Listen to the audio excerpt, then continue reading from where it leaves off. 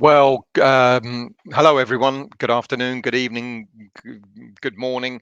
Whenever you're watching this, welcome to the West Ham Voice. This is a pre-recorded video, and for those of you who watch me regularly, I don't normally do pre-recorded stuff, but I'm doing it because I'll be tomorrow morning, Monday morning, I'll be off, flying off to Barcelona and then on to Valencia with the better half. So I thought I'd bring you something, just to sort of cheer you up. Not a lot of stuff to talk about, but there are some general things. No football. When I say not a lot of stuff, no football matches to talk about apart from the women's game that was played on Sunday afternoon.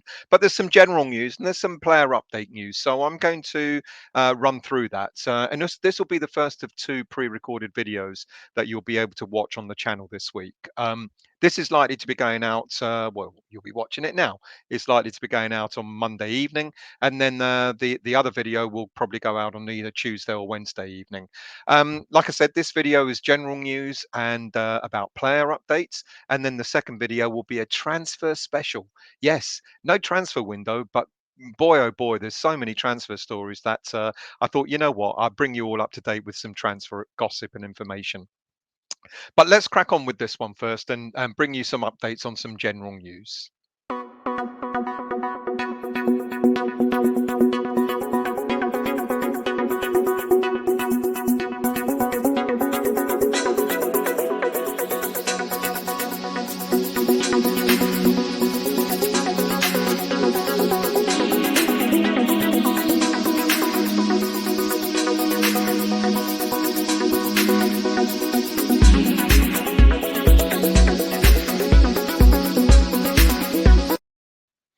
So, as I said very briefly, there's only one game today. The women's team were hoping to build on the recent successes that they've had. Winning a couple of games in a row. They back in action in the women's league today, and unfortunately, they were got beaten at home by Brighton by two goals to nil. Um, that takes Brighton above West Ham in the league. West Ham have now dropped to seventh place. So it's a shame, but it wasn't a good game. They didn't really sort of get started, and unfortunately, they fell away with some two fine goals from Brighton. Um, they'll be back next weekend, and there'll be a full rota of games with the senior team back in action, the under 23s, the under 18s as well. And I'll bring you up to date with all of that news next Monday night. Also, some news about Lyon, our next opponents in the Europa League, the quarter-final. Apparently, there are three key players that are out of action for the first leg for Lyon. The first one is central defender Sinali Diomandi, and also attacking midfielder Ryan Cherky. These players are both out with long-term injuries, and alongside Leo Dubois, who will also miss the first leg because of suspension. However, Lyon aren't short of players, to be quite honest with you. So even though the news has come out that these three key players are out, Lyon have got quite a few other players that they can call on. For example, at the back, Jeremy Boateng is an able centre back replacement for Sinali Diomandi, and then there's Lucas Paqueta. Now he's a pretty good attacking midfielder. Scored 9 goals and 5 assists already this season, so he was likely to play anyway. But missing Ryan Cherky is probably not going to be much of a problem for them because Lucas Paqueta is quite an able a player to bring in. And then at right back, if there's anywhere that maybe we can exploit some of their injuries and players missing because of suspension, it could be at right back. They have 18-year-old Malo Gusto, um, but he's no mug either. He's already made 27 appearances for the club this season as right back. But because of his age, because of his youth, there's a possibility that if we need to exploit anywhere, it might be that. There'll be more news to bring you nearer the time. Again, next Monday when I do the live show, there'll be a lot more information to bring you up to date on the game against Lyon. Now, with regards to the game and tickets, sold out within something like 48 hours of going on sale. There's a lot of upset with regards to the tickets and how they have been sold. First, they went out for sale to bondholders and season ticket holders, and then club members, I think, and then season ticket holders were given the opportunity to buy something like 4 or 5 extra tickets, and because of that, a lot of people seem to have missed out on it. And all of a sudden, there's an awful lot of there's a lot of tickets that are on sale on various websites for probably more than half, more than double, sorry, or even quadruple the price that people have paid for. Now, look. Touting is wrong, no matter how you look at it. Where it doesn't matter how these tickets have come about, whether they've come about because these companies buy them in bulk, or whether they've come about because season tickets holders have bought them and then sold them on already to these touting companies. It's wrong. Should season ticket holders have been given the opportunity to buy, 4 or 5 tickets? I get it. I get that they would want to bring their friends and family along to the game, etc. But what it's done is it's caused a bit of a ruckus, and people are upset about it. The only thing I've got to say about this though is let's not just look at the touting companies, these so-called legit companies that are selling them at ridiculous prices. You've also got to look at the fans. Season ticket holders have gotten hold of these, and they're selling them at a inflated price, and they've got to be held responsible for this as much as the companies that buy them as well. But you know what? One thing for me is let's hope that the same enthusiasm is shown for other home games in the league for the rest of the season. We've got Everton, Burnley, Arsenal, and Man City coming up. Full houses for all of those. Unfortunately, we know that's not going to happen. We know that a lot of fans, for one reason or another, don't necessarily always get to all the games that they want to. Some fans don't bother to go to certain games. They don't see the glory in going to watch West Ham versus Burnley, for example, at home. So I've no doubt we'll probably see an awful lot of tickets available for that sort of game. But it's good that the West Ham Lyon game is sold out. The atmosphere is going to be fantastic. I do think it's wrong though that fans sell their tickets on for inflated prices. And talking of ticket availability, we've now been made aware that there will be tickets made available for the Chelsea game away in April. There was a lot of speculation that perhaps we wouldn't have tickets because Chelsea aren't allowed to sell them and so on. But an agreement has been made, and the proceeds, my understanding, that the proceeds of any ticket sales will go to the Ukraine crisis, and rightly so. We'll be getting something like just under 3,000 tickets for that game. So that will be announced by the club very, very soon. Going back to tickets for Lyon, there's still no updates with regards to the away ticket, and I would imagine by Monday morning, that's the Monday the 28th, that maybe the club will make an announcement about away tickets and the allocation for that as well. Right, that's very, very brief general news, but I want to go on to player news just to finish off this short show.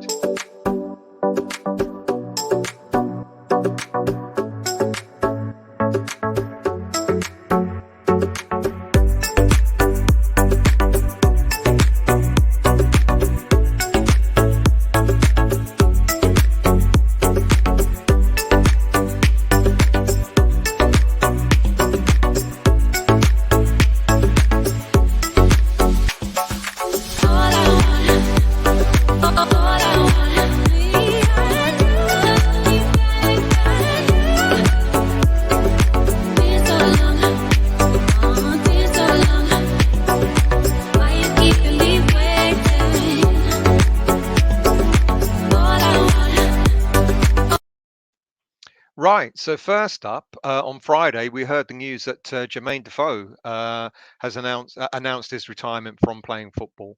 Um, you know, Great player he was, Defoe. His greatest time was unfortunately at Spurs. We've got to admit it, but he still had a decent career at West Ham United. Defoe made 731 career appearances for clubs such as Spurs, Sunderland, Portsmouth, Bournemouth, West Ham in the English League, and also Toronto FC and Scottish club Rangers as well. It was Harry Redknapp who brought Defoe to West Ham. in 1999 for a fee of around £1.5 million, signed from Charlton while he was a youth player there. He made 104 appearances in total for West Ham, scoring 40 goals, and he was top goal scorer for 3 years in a row with West Ham. Um, Now, I guess one of the things that Defoe will be remembered for, wrongly so, is obviously what happened in 2003 when we got relegated. On the day of relegation, Jermain Defoe put in a request for a transfer, which didn't go down well with West Ham fans. And of course, he's always said ever since that he regretted doing that. He was badly advised. He knew that it was a wrong. Well, he certainly knew thereafter that it was the wrong thing to do, and it kind of tainted his relationship with the West Ham fans. And but ever since then, I think Defoe's always gone about trying to sort of make that up with West Ham fans. Some West Ham fans have been forgiving, other West Ham fans not so. But something else that he was known for was, of course, his friendship with Bradley Lowry. Now, this is something that, when he was at Sunderland, that Defoe really took Bradley Lowry to his heart, who sadly died of cancer at the age of 6 in 2017. He was instrumental in making sure that the final years of Bradley Lowry's life were memorable for him, and he forged a very, very strong bond with the player, with the youngster, and that's the sort of thing that when you hear about that, or when we saw about how Defoe got really involved with Bradley, that's the sort of thing you've got to take your hat off to him and say, decent human being for doing that. Defoe also played for England, making 57 appearances and scoring a very reasonable 20 goals. Many would argue that he should have maybe had more time in England, but not a bad return rate as well. Moving on, last week we were also told that Declan Rice is now worth £150 million. It goes up 10 million every couple of games or so. In an interview with Alan Shearer during the week, David Moyes admitted that the club needed to keep driving on to win trophies in order to keep players like Declan Rice. However, in the same breath, he did add that we've still got a couple of 2.5 years left with Declan, his contract, as well as a further option for another year on top of that. And there's no pressure, he said, to sell him. I think it's important that Moyes has made this statement, as it shows that the manager intends on, he's got Declan in mind. He's planning to build around him, build a decent team around him, and that's exactly what he should be doing. Rice was in action at the weekend for England, where he earned his 28th cap for England by coming on as a second half sub in the 2-1 win against Switzerland. There you go. See, I'm not very good at doing these pre-recorded things. A little bit of update on Jared Bowen. Well, is it an update? Not really. I gave you an update in the last show last Tuesday, where I talked about Declan not having cracked a bone, but he's apparently got a hairline crack. Look, there's an awful lot of speculation going around that people believe that that Jared will be back after the international break. I'm not so confident, to be quite honest with you. I've already said about how long it takes for a hairline crack to sort of heal up, etc. I think maybe we might be looking at Bowen possibly being back for the second leg of the game against Lyon. If not, then possibly at the end of April.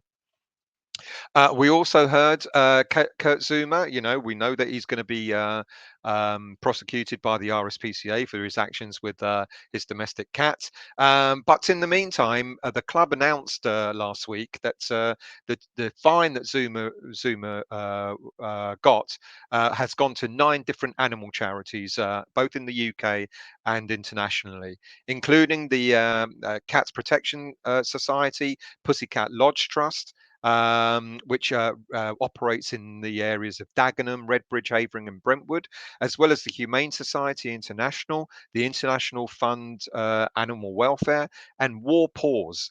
Charities, and some of these charities are currently working on trying to save animals in war-torn Ukraine at the moment. So His money's going to good use, but that doesn't stop the fact that he still will be, and rightly so. And I guess when we hear more about that, we'll give you an update on that as well. I also mentioned last week out about Alphonse Areola. There's more speculation as to whether he's going to sign on a permanent deal or whether he's going to take another loan deal, be with us for another year on loan. Look, we know about his £140,000 salary that is subsidised by his home by his parent club PSG. And if he was to come to West Ham, could we afford to pay him 140 grand a week? Would it be right to do so? Look, we're talking about having players at the next level. Areola has played for some fantastic teams: Real Madrid, PSG, West Ham United. You know, what more could he want? And one would say that if we want players like this, we've got to pay the price for them. Would I want him back on loan for another season? I'd want him back without a shadow of a doubt. My preference would be that I think he should come back on a permanent, but that's up to the club. Maybe the club are thinking that they're going to need to spend money elsewhere rather than spending the 11 million that's proposed for Areola. Look, he's made 14 appearances for West Ham United this season. 7 have been in the Europa League, conceding just 4 goals, keeping 4 clean sheets. 3 in the FA Cup, 3 in the League Cup, and 1 in the Premier League. And he's conceded 6 goals in those competitions with another 3 clean sheets. That's not bad. Half his appearances have had clean sheets, which is not bad at all. Still only 29 years of age. One could argue that this is relatively young for a goalkeeper, and he's got his best years ahead of him. I know his salary is high, but I think he's certainly be worthwhile. He was on the bench at the weekend for the French team, who beat Ivory Coast 2-1. Now, moving on, Alex Kral, a player that probably the worst kept secret, really, isn't it? That we're not likely to be keeping him at the end of this season after his loan spell expires. Um, I kind of speculated throughout the season, and leading up to the transfer window, that if Moyes wasn't interested in him, he would have probably sent him back to Spartak Prague. But that didn't materialise. So I thought, well, maybe Kral is going to be utilised in some way. That's not happening either. 23-year-old Kral, he's made just 6 appearances for West Ham this season, and despite the uncertainty over foreign players at Russian clubs and Ukrainian clubs, it doesn't look like his future lies at West Ham United. Arthur Masuaku. Now, a story broke out earlier this week that's apparently West Ham United will be interested in receiving offers for Arthur for around about £5 million. Look, what I think of Arthur Masuaku. I've never rated the player. I think he flatters to deceive, and I think he's cost us more points than he probably has got us, really, over this course of the time that he's been with us. We bought him for £6 million from Greek side Olympiacos. He's been at the club for 6 seasons, and his contract is set to expire in 2024. But there is a further option of another 2 years if both parties agree to it. So in essence, he could still be with us for another 4 years. I can't see that somehow. He's played under 3 different managers for West Ham, twice under David Moyes. Many say he's a better foot player going forward than he is a defender. I've always argued that he's neither good he's not good at either. And in his 6 seasons with us, he's made 127 appearances. That's an average of 21 appearances per season because of injuries, etc. He scored just 2 goals. One of which, as we know, was the fluke against Chelsea this season, and he's assisted in 10 assists in 6 seasons. So those who argue that he's better at going forward, that the stats just don't prove that. It's been, as I said, suggested that Moyes is looking for offers of around £5 million. If we do have a player, if we do find a buyer, I genuinely would wish him the best of luck and for him to prove me wrong wherever he may go in the future. Aaron Cresswell. In recent show, I discussed that there were a number of players that West Ham were considering about their contracts. Some are coming to the end of their contracts. We need to tie down some others like Declan, etc. But with Aaron Cresswell, there's a player here that it's been mooted that maybe he will extend his contract to end his career at West Ham United. He's down to he's still got a season left at the end of this. He's still got another year left at the end of this season. And at 32 years of age, many would have speculated that West Ham would have allowed him to just run that contract down and let him leave at the age of 33. However, doesn't seem to be the case. And there's talk about offering him an extended another 2-year contract on top of that. So it will see him through to the age of 34, 35 years of age. Look, Cresswell has risen from the ashes several times at the club. Every time we thought an injury or a loss of form was likely to impact on his playing days, he's come back to prove all his doubters wrong. One of the biggest changes, of course, was David Moyes utilising him as a left-sided centre back, which he excelled in most of the time when he was called upon to do so. In his career at West Ham, he has made 282 appearances so far, scoring 9 goals with us and assisting in 34 goals. This season alone, in 31 appearances in all competitions, he scored just the 1 goal with 7 assists. In addition, his record this season includes an average of 54 passes, of which 1.4 on average per game were key passes, 1.5 crosses per game, 83% pass success rate. So, he's an important player to us, and we've noticed that every time he has been out injured, we kind of lacked, and we because we don't have that strength in depth there, we've kind of missed him at times when he's not been available. He's proven to be, with the stats I've just mentioned, crucial to our attacking display, our attacking play as well. And he's the latest in a series of senior players at the club, following Antonio and Fabianski, that we're looking at securing his contract for a bit longer with. It's certainly great for the stability of the team, of course, but this summer Moyes really does need to build the squad by bringing in talented younger players who will not only add depth to the squad, but will be challenging players like Aaron Cresswell for first team football. Next up is Thomas Soucek, another player West Ham are looking to tie down on a longer term contract. Soucek's current contract expires in the summer of 2024, and the player stock has risen somewhat over the few years since he joined us in January 2020. We bought him for a fee of £19 million, and he's reputed to be worth now around about £30-35 million. In 94 appearances for West Ham, he scored 18 goals, and as we all know, he was joint top goal scorer with 10 goals last season alongside Antonio. Many would argue that this season he's not been as prolific as the last, but he's still considered to be an integral part of the team. The story circulating around is that we want to offer him a new 4-year contract with a salary of around £80,000 a week, which will keep the player with us until the age of 31. Um, West Ham are hoping that the deal can be agreed before the next transfer window opens, in order to ward off any teams that may be interested in making an approach. Soucek was in action for the Czech Republic in their World Cup game playoff against Sweden last week, but sadly for him, Soucek and the Czech Republic team are not going to go through to the World Cup. They lost 1-0, and it means that their World Cup dream is over for another 4 years. And that's I think that's it. No, it's not it. I've got a couple more. International youth roundup, very briefly. Divin Umbama, for the under 20s, that's continuing to make a name for himself. Sorry, for the under 18s, and he scored the winning goal in a thrilling 3-2 win over Sweden last week. Sonny Perkins also featured in that game, where he came on as an 80-minute sub for Divin Umbama. Ajibola Alese was also in action for the under 20 squad, England under 20 squad, but they lost 2-0 against Poland. And Ben Johnson was called up to the under 21 squad for the first time in his career. He's received very high praise from Lee Carsley, the coach of the under 21s team. Johnson took his place on the sub bench. He was not a used sub, where England beat Andorra 4-1.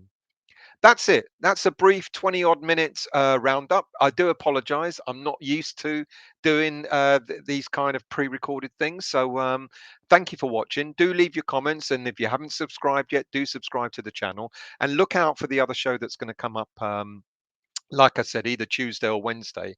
It'll be another pre-recorded video, but this time it will be about transfers, even though there's no transfer window. So my apologies for not being live. My apologies that because I'm quite accustomed to sort of going through the chat and all your comments, etc. So do forgive me for not being able to do that. I hope you've enjoyed this and leave your comments, and I'll see you very soon.